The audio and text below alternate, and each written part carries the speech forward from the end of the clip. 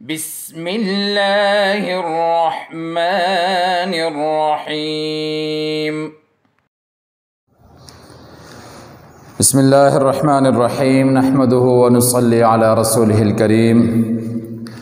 سورہ احزاب کے 5 رکوع کے تیسرے سبق کے ساتھ ایک بار پھر آپ کی خدمت میں حاضر ہیں۔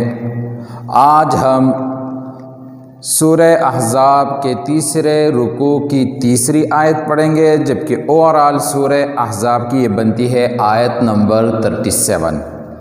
یہ اس بک میں پیج نمبر 39 ہے، یہاں سے ہم پڑھیں گے۔ ٹھیک، سب سے پہلے آیت پڑھتے ہیں۔ وَإِذْ تَقُولُ لِلَّذِي أَنْعَمَ اللَّهُ عَلَيْهِ وَأَنْعَمْتَ عَلَيْهِ أَمْسِكْ عَلَيْكَ زَوْجَكَ وَاتَّقِ اللَّهَ وَتُخْفِي فِي نَفْسِكَ مَا اللَّهُ مُبْدِيهِ وَتَخْشَى النَّاسَ وَاللَّهُ أَحَقُّ أَنْ تَخْشَاهُ فَلَمَّا قَضَى زَيْدٌ مِّنْهَا وَطَرًا زَوَّجْنَاكَهَا لِكَيْ لَا يَكُونَ عَلَى الْمُؤْمِنِينَ حَرَجٌ فِي أَزْوَاجِ أَدْعِيَائِهِمْ إِذَا قَضَوْا مِنْهُنَّ وَطَرًا وَكَانَ أَمْرُ اللَّهِ مَفْعُولًا۔ صدق اللہ العظیم۔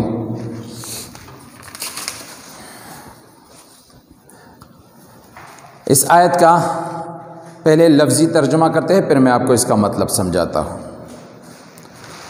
وَإِذْ تَقُولُ، اور جب آپ کہہ رہے تھے، لِلَّذِي، اس شخص سے، انعم اللہ علیہ، جس پر اللہ نے انعام کیا ہے، وَأَنْعَمْتَ عَلَيْهِ، اور آپ نے بھی اس پر انعام کیا ہے، تو اس کو کہہ رہے تھے کیا؟ امسک، روکے رکھ، علیک، اپنے پاس، زوجک، اپنی بیوی کو، واتق اللہ، اور اللہ سے ڈرو، وتخفی، اور آپ صلی اللہ علیہ وسلم چھپا رہے تھے، فی نفسک، اپنے دل میں، ما، وہ بات، اللہ مبدیہ، جس کو اللہ ظاہر کرنے والا تھا، وتخشى الناس، اور آپ لوگوں سے ڈرتے تھے، واللہ، اور اللہ، احق، زیادہ حقدار ہے، ان تخشاہ، کہ تم اس سے ڈرو۔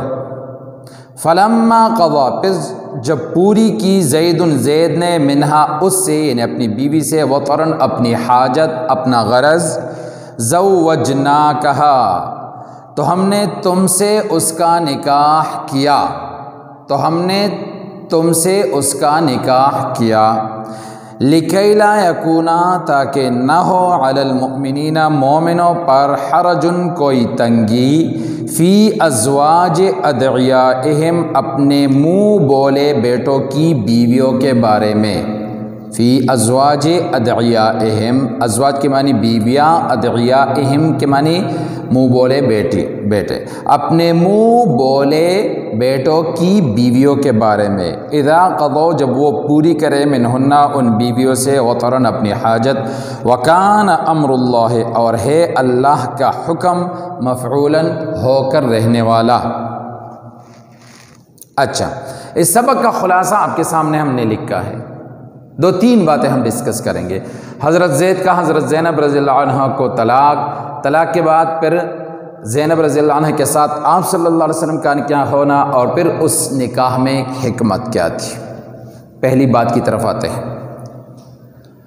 یہ ہم نے پچھلی آیت میں پڑھا تھا کہ آپ صلی اللہ علیہ وسلم نے اپنے منہ بولے بیٹے حضرت زید رضی اللہ عنہ کے لیے زینب رضی اللہ عنہ، جو آپ صلی اللہ علیہ وسلم کی پھوپھی کی بیٹی تھی، اس کا نکاح مانگا، اس کا ہاتھ مانگا، لیکن انہوں نے ابتدا میں انکار کیا، بعد میں اللہ نے آیت نازل فرمائی تو انہوں نے خوشی سے اس نکاح کو قبول کیا، اور دونوں کا نکاح ہو گیا۔ دونوں کا نکاح تو ہو گیا، لیکن دونوں کی طبیعتوں میں ایک دوسرے سے بہت دوری تھی، دونوں کی طبیعتیں مل نہیں رہی تھی، جس کی وجہ سے اکثر ان کے درمیان ان بن چل رہی ہوتی تھی، تو میں ہوتا تھا، اور زید رضی اللہ عنہ اکثر آپ صلی اللہ علیہ وسلم سے اس کی شکایت کرتے تھے کہ اس نے یہ کہا، اور جس طرح ہوتا ہے۔ اور بالآخر پھر زید رضی اللہ عنہ ایک دن آ گئے اور آپ صلی اللہ علیہ وسلم سے فرمایا کہ اب میں مزید اس کے ساتھ نہیں رہ سکتا، ہم دونوں نہیں ساتھ چل سکتے، لہٰذا میں زینب رضی اللہ عنہا کو طلاق دینا چاہتا ہوں۔ اچھا، جب زید رضی اللہ عنہ یہ بات کر رہے تھے اس سے پہلے اللہ رب العالمین نے آپ صلی اللہ علیہ وسلم کو وحی کے ذریعے یہ بات سمجھا دی تھی اور بتا دی تھی آپ صلی اللہ علیہ وسلم کو کہ ان دونوں کا نکاح چلنے والا نہیں۔ بالآخر زید نے طلاق دینا ہے زینب رضی اللہ عنہا کو، وہ طلاق دے گا اور طلاق کے بعد آپ کا نکاح ہوگا زینب رضی اللہ عنہا کے ساتھ۔ یہ بات اللہ رب العالمین نے آپ صلی اللہ علیہ وسلم کو بتا دی تھی پہلے سے، ٹھیک۔ تو جب زید رضی اللہ عنہ نے کہا کہ میں اس کو طلاق دینا چاہتا ہوں تو آپ صلی اللہ علیہ وسلم نے اس کو کہا کہ طلاق اس کو مت دو، اپنی بیوی کو اپنے پاس رکھ اور طلاق مت دو، ٹھیک۔ اور اللہ سے ڈرو، ساتھ میں یہ بھی فرمایا کہ اللہ سے ڈرو۔ اب اللہ سے ڈرنے کا کیا مطلب ہے؟ ایک مطلب تو ہے کہ طلاق جائز کاموں میں اللہ کو سب سے ناپسندیدہ کام ہے، اس وجہ سے کہا کہ طلاق مت دو۔ اور دوسرا یہ کہ اللہ سے ڈرنا کا مطلب یہ بھی ہے کہ آپ طلاق بھی مت دو، اور طلاق کے بعد جو آپ کے دل میں اس کی لیے کدورتیں پیدا ہو گئی ہے، یہ کچھ نفرت پیدا ہو گئی، اس کی وجہ سے اس کے حقوق میں کوتاہی بھی نہ کرو۔ وہ آپ کی بیوی ہوگی، لہٰذا آپ کے دل میں اس کے لیے جو بھی ہے آپ نے اس کے حقوق پورے کرنے ہیں۔ بہرحال آپ صلی اللہ علیہ وسلم نے اس کو منع کیا۔ اور ایک بات آپ صلی اللہ علیہ وسلم کے دل میں یہ تھی کہ آپ صلی اللہ علیہ وسلم کو تو پتہ تھا کہ اگر یہ طلاق دے دے گا تو طلاق کے بعد یہ میرے نکاح میں آنے والی ہے، اللہ تعالیٰ نے یہ بتایا تھا۔ اور پھر جب یہ میرے نکاح میں آئے گی تو اس بات سے آپ صلی اللہ علیہ وسلم ڈرتے تھے، ایک قسم سے یہ بات کھٹک رہی تھی کہ عرب کے لوگ تو منہ بولے بیٹے کو حقیقی بیٹا سمجھتے تھے، تو ظاہری بات ہے اس کی بیوی کو حقیقی بہو کی طرح سمجھتے تھے۔ اب ان کی نظر میں زید رضی اللہ عنہ چونکہ آپ صلی اللہ علیہ وسلم کا منہ بولا بیٹا تھا، تو زینب آپ صلی اللہ علیہ وسلم کی کیا ہوئی؟ حقیقی بہو کی طرح۔ تو جب یہ میرے نکاح میں آئے گی تو یہ سارے لوگ باتیں بنائیں گے کہ آپ صلی اللہ علیہ وسلم نے اپنی بہو کے ساتھ شادی کی، باتیں بنائیں گے، تہمتیں لگائیں گے، پروپیگنڈے کریں گے وغیرہ۔ تو اس وجہ سے آپ صلی اللہ علیہ وسلم نے اس کو کہا کہ بیوی کو طلاق مت دو، ٹھیک ہے۔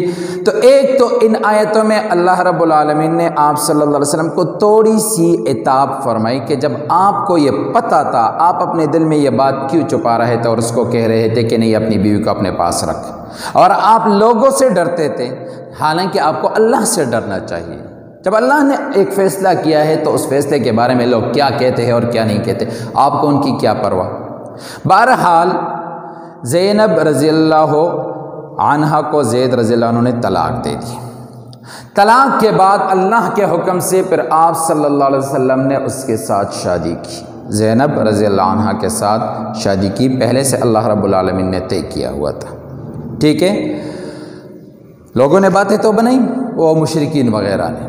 اچھا، تو آپ صلی اللہ علیہ وسلم نے شادی کی، اس شادی کی حکمت یہ بھی اللہ رب العالمین نے بیان فرمائی کہ طلاق کے بعد آپ صلی اللہ علیہ وسلم کے ساتھ زینب کی شادی میں حکمت کیا تھی؟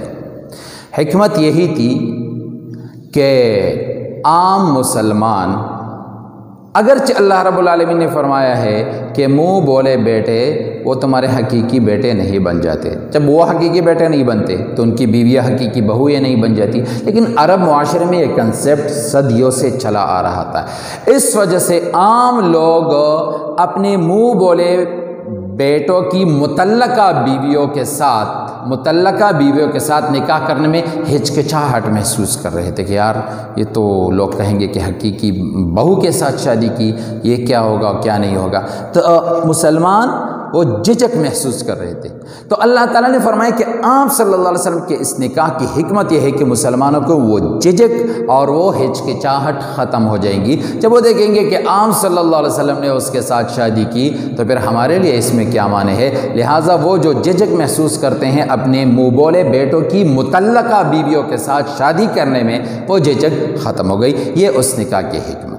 تو یہ ان تمام باتوں کا خلاصہ زید رضی اللہ عنہ کا آپ صلی اللہ علیہ وسلم کے پاس آنا، اور آپ صلی اللہ علیہ وسلم اس کو روکنا کہ نہیں طلاق مت دو، اور اس کی وجہ آپ صلی اللہ علیہ وسلم کا وہ بات کہ جب میرے نکاح میں آئے گی تو لوگ باتیں بنائیں گے۔